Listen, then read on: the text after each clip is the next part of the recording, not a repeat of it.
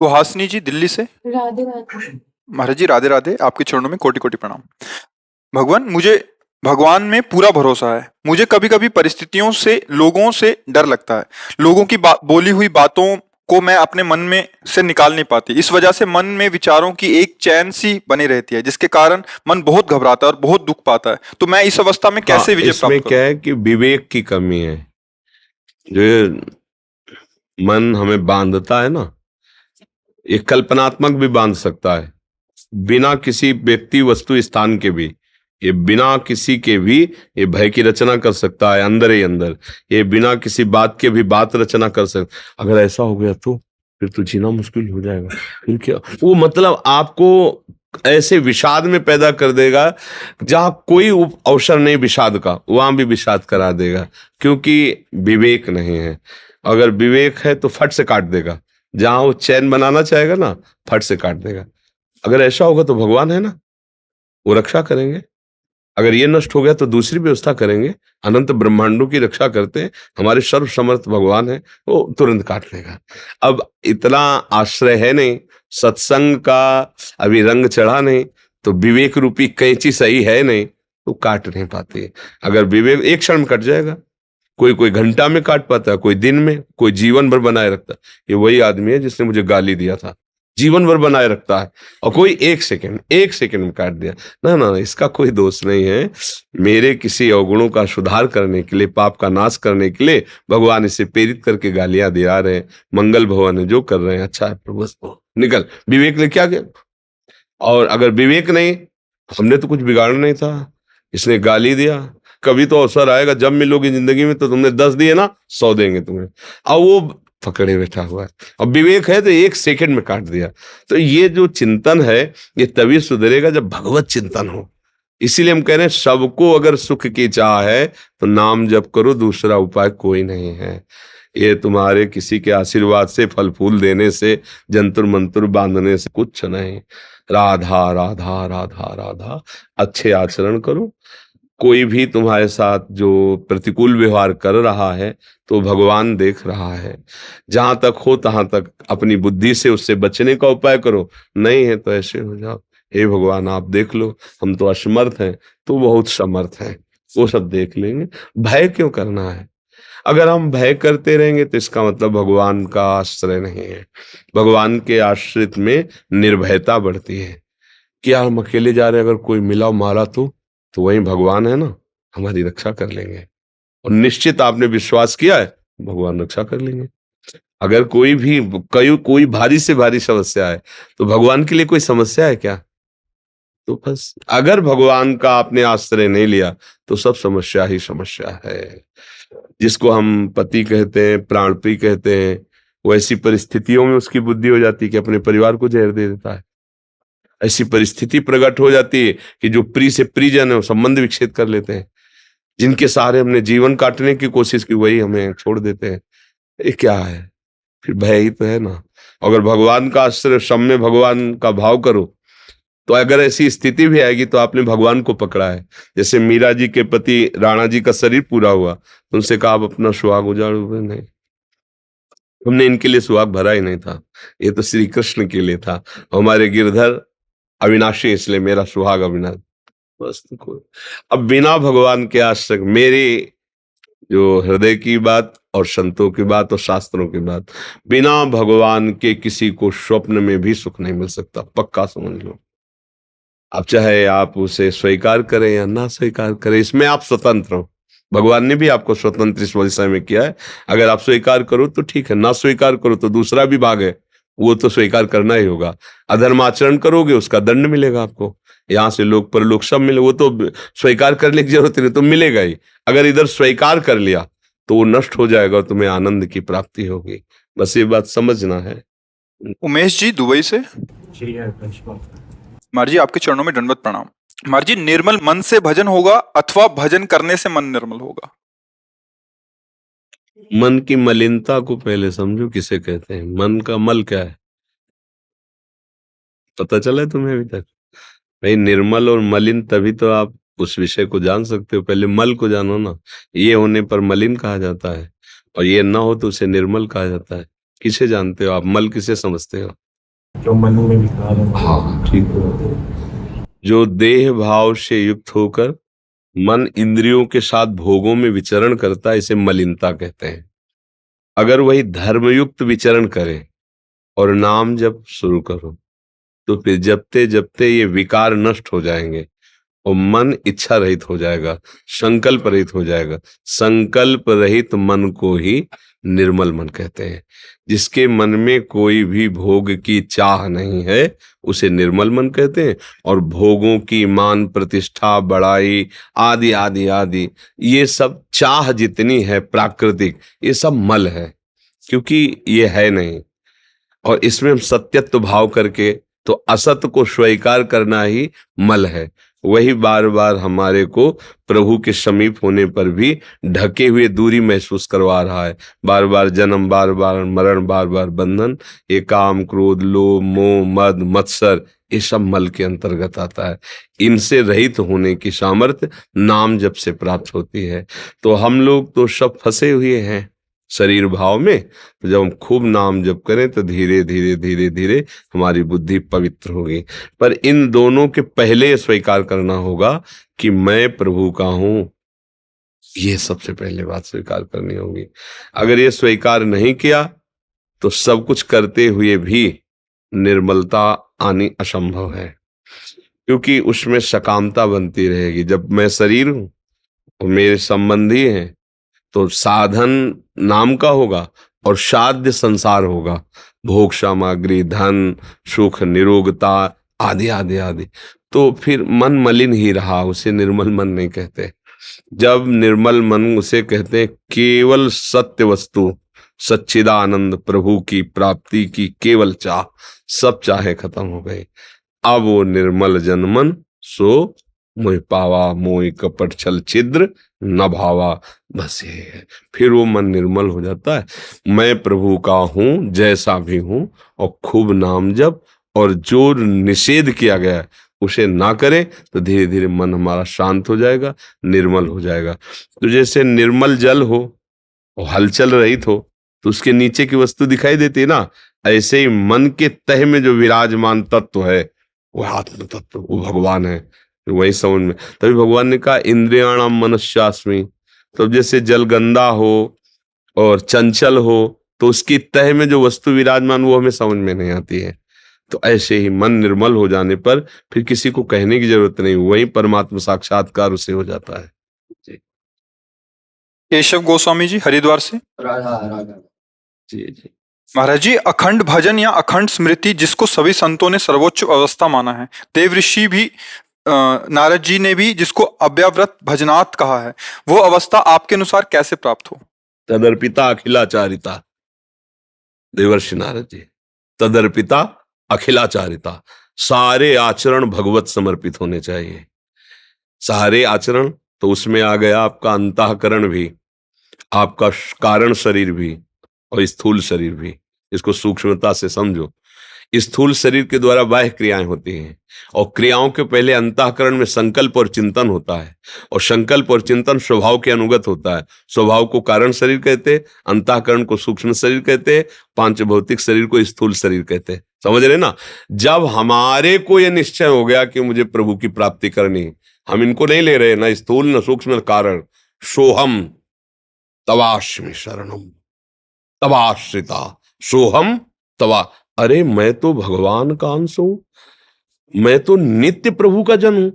भूल गया मैं तो, अपने को शरीर माना, अपने को संसार माना।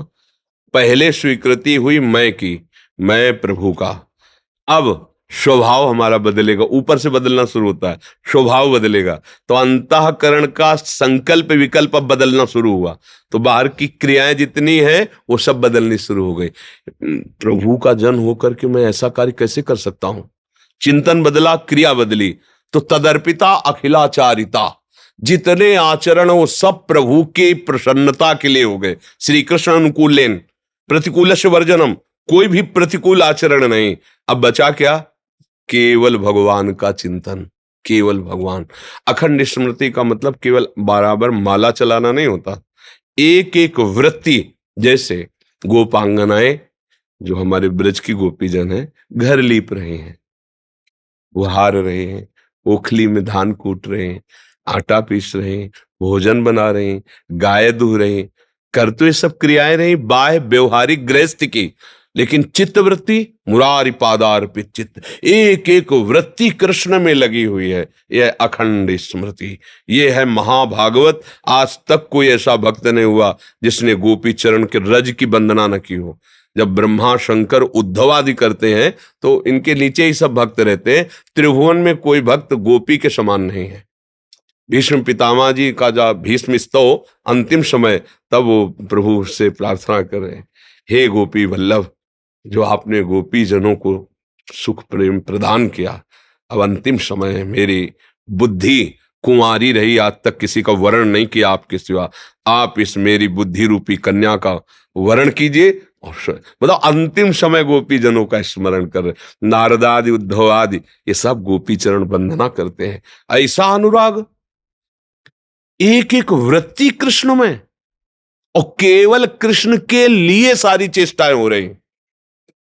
गाय दूरे तो मीठा दूध हो, मीठा दही जमे, मक्खन अच्छा निकले, और मेरे प्यारे आवे, और जैसे मैया से लड़के छीन के पाते हैं वैसे पावे, या चोरी चोरी पावे, और मैं छुप करके देखूं, फिर दौड़ के जाऊं और उन्हें पकड़ूं, फिर वो डरते हुए दिखाई दे, ये मुझे सुख चाहिए। वो ऐसे ही भगवान आते, भगवान माखन चोरी, कुंड भरे बाबा के, कुंड, वहां दही दूध रखने के लिए बाल्टी और कलश नहीं थे, कुंडों में रखा जाता था, लाखों कमे लाके ये भक्तों। अब एक एक वृत्ति भगवान में अर्पित करने के लिए तदर्पिता अखिलाचारिता, आपके सारे आचरण सारी क्रियाएं भगवत विधान के अनुसार होनी चाहिए। कार्याकार्यो व्यवस्थितो तस्मात् शास्त्रम प्रमाणम ते, शास्त्र के अनुसार श्री कृष्ण ही तो गीता गायन कर रहे हैं। हमारे गुरु, हमारे प्रीतम, हमारे प्राणाराध्य श्री कृष्ण हैं, और उनकी पसंद है कि ऐसे चलो, हम वैसे चलने लगे तो स्वयं में वो कृपा करेंगे। पूरी गीता सुनने के बाद अर्जुन को क्या फल मिला? नष्टो मोहा, बस यही तो आप पूछ रहे हैं ना, स्मृति लब्ध्वा, पूरी गीता सुनने के बाद मोह का नाश हुआ और अखंड स्मृति प्राप्त हो गई। मामन स्मर युद्ध च, मेरा सतत स्मरण हो और अपने कर्तव्य का पालन करो। ये अखंड बैठ करके माला चलाया और चिंतन विषयों को हो रहा है, अभी बात नहीं बनी। फावड़ा चला रहा है और राम राम हरि हरि कृष्ण कृष्ण बोल रहा है, बड़ा महात्मा है, बहुत बड़ा महात्मा है। घर परिवार का, अतिथि जनों का, साधु महात्माओं का सेवन कर रहा है। भगवान, मैं तो नीच आदमी हूँ, बहुत बड़ा महात्मा है वो हृदय में, थोड़ा भी गर्व है, मैं तपस्वी, मैं भजनानंदी हूँ, अभी बात नहीं बनी। बस एक एक वृत्ति प्रभु में चली जाए, कहीं अहंकार न रह जाए, कहीं क्रिया का कर्ता न रह जाए, कहीं किसी क्रिया का भोक्ता न बने, सिद्ध स्थिति आ गई। पर इसके लिए बहुत अभ्यास की जरूरत है और महापुरुषों के संग की जरूरत है। तो युधिष्ठिर जी को एक महापुरुष मिले, उन्होंने कहा कि बृहस्पति जैसा ज्ञानी होने पर भी यदि वो किसी महापुरुषों की सेवा और संग नहीं किए तो उसे तत्वबोध नहीं होगा, असलियत में उसको अनुभव में नहीं आएगा। इसीलिए संत महापुरुषों का समागम किया जाता है कि उनकी अनुभूति से जब वो बोलते हैं तो वो बात हमारे हृदय में चढ़ बैठती है, सुनना सुनाना नहीं रहता, जैसे वो भूत का आवेश हो जाए, वो जबरदस्ती हमसे वही कराती है। अब हमको जीना ही वैसे पड़ेगा जैसा वो चाहते हैं। अगर किसी संत का हृदय से वर्ण कर ले, ये हृदय के वर्ण की बात करे, तो उनकी बात तुम्हारे ऊपर चढ़ जाएगी और वही करवाएगी जो वो कह रहे, तुम कर ही नहीं सकते उसके विरुद्ध। ये महापुरुषों का बल होता है। तो भगवत प्रेमी महापुरुषों का संग करे और अपने जीवन को, अपने मैं को प्रभु के चरणों में समर्पित कर दे, तो अखंड स्मृति जागृत हो जाए। समस्त क्रियाओं को शास्त्र सम्मत करते हुए निरंतर भगवत स्मृति अंदर से रहना, ये है समस्त साधनाओं का फल। सुनीता कुमारी जी बनारस से। राधे राधे महाराज जी, आपके चरणों में कोटि कोटि प्रणाम। गुरुजी, मेरा शरणागति पुष्ट नहीं हो रहा। गुरुजी, शरणागति पुष्ट कैसे करें? हम ईर्ष्या और द्वेष में ही फंसे हैं, कैसे खत्म करें? पहले शरणागति के लिए हमें तैयार होना चाहिए। शरणागति बहुत बड़ी स्थिति है, इसे साधारण न समझा जाए। शरणागति एक बहुत बड़ी स्थिति है। शरणागति और भगवत प्राप्ति ज्यादा दूर की बात नहीं है। शरणागति प्रारंभिक वचन से शुरू होती है हे नाथ हे कृष्ण मैं आपका हूं, ये वचन से। पर इतने ये एक मतलब 1% से शुरू हुई है, पर हमें जाना 100% तक है। तनु वांग मनोभिर अमलई सोहम तवै वाश्रिता। शरीर से, मन से, वाणी से और स्वयं से अमलई कोई चाह नहीं, केवल आपकी चाह। और फिर शरण में हो गया। उसका फिर स्वरूप ऐसे आता है, अजात पक्षायु मातरम खग। जैसे जिस बच्चे के पंख नहीं निकले, घोंसले में बैठा है, अब वो कुछ कर नहीं सकता, केवल बाट जो होता है अपनी मां की, वही मुंह में जल लाएगी, उसके डालेगी, वही दाना डाले। यह है शरणागति का असली स्वरूप। अजात पक्षायु, केवल प्रभु की चिंतन में एकदम एक कोई दूसरा, उस बच्चे में दूसरा कुछ नहीं। वो केवल चिल्ला सकता है माँ माँ माँ, तो चिल्ला सकते हैं राधा राधा राधा, कृष्ण कृष्ण कृष्ण, बस दूसरा बल नहीं। अभी क्या है, ईर्ष्या द्वेष काम क्रोध मोह मद मत्सर। तो अभी शरीर मैं हूं और भोग सामग्री मेरी है और भोक्ता मैं हूं।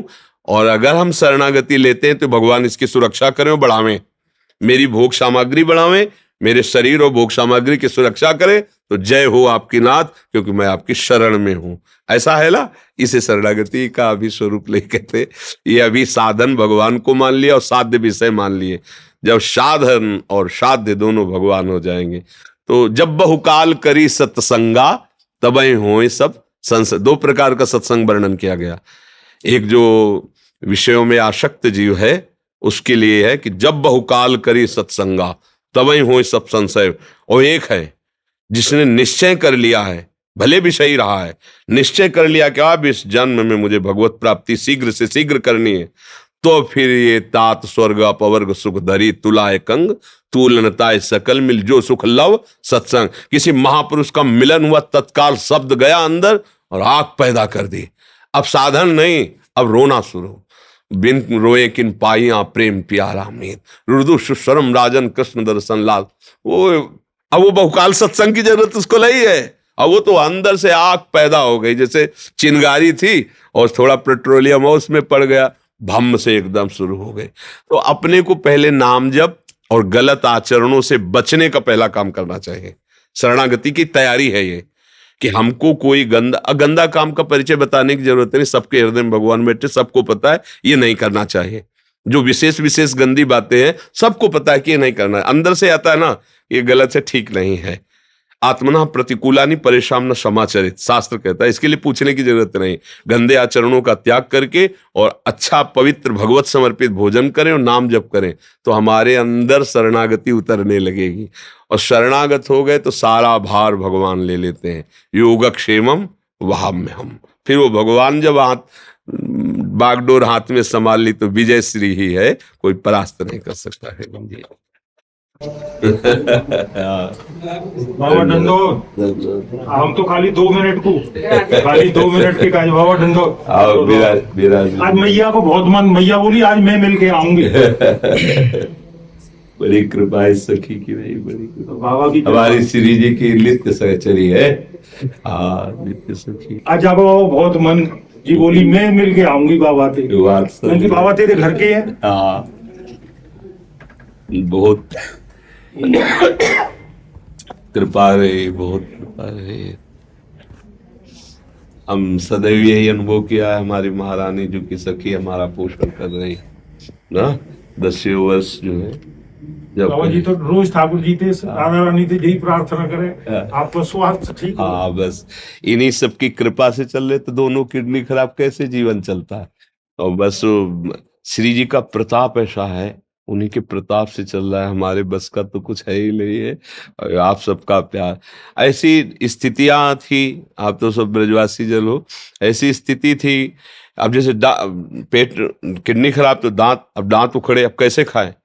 अब मांगने जाओ तो सूखी रोटी ब्रजवासियों को मिलती, तो आज मैया का कुछ मिला और 1-2 रोटी तो मिली है। अरे तुम बैठो, मिस्सी में पीस के सब दाल और सब मिला के या चीनी दूध मिला के रोटी, ऐसे जैसे बच्चे को पकाया जाता है ना। ये ब्रजवासी जल भगवत पार्षद जल है, इन्हीं की कृपा से। और ये जो आज आप देख रहे हो, देखो ये कोई साधना का फल नहीं है। आप जैसे मतलब होता है ना कि तपस्या और साधना का, साधना एक अलग चीज होती है, कृपा एक अलग चीज होती है। साधना एक सीमित रुपया है और कृपा गोदनामा है।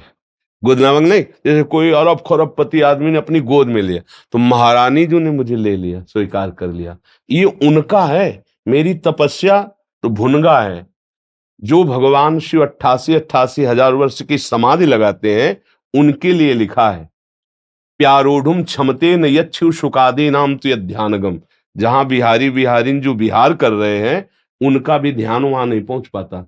ब्रज में महाराष्ट्र तक पहुंचने का आया है प्रमाण, लेकिन निकुंज बिहारिणी बिहारी जो जहां बिहार कर रहे हैं, वहां प्यारोढ़ुम क्षमते, क्षमता शब्द है, प्यारोढ़ुम क्षमते न यच्छु सुकादि नाम तो यद ध्यानगम। वहां अपने जैसे अधमों का भला प्रवेश हो सकता है? तो कैसे हुआ? श्री जी ने कृपा करके स्वीकार कर लिया। बाबा जी तो श्री जी से बस यही प्रार्थना करें, मेरे बाबा स्वस्थ रहे। हाँ, तो इन्हीं के आशीर्वाद से ही चल रहे, इन्हीं के आशीर्वाद से चल रहे। बाबा जाको बहुत मन हुआ, जाको मन खुश हो गया बाबा जाने की। मैं बाबा के खाली, हमने बाहर भी गई, हम सिर्फ 2 मिनट बाबा को माधुपुरी देंगे और तुरंत वापस चले जाएंगे। हमें कोई प्रश्न नहीं है बाबा, हमारा कुछ नहीं बोल। अरे आपका क्या प्रश्न, आपके ही तो पोसे हमारा हृदय पोषित हुआ है, आपको क्या नहीं बाबा। बड़ी चलो भैया, चलो बाबा की बात करेंगे।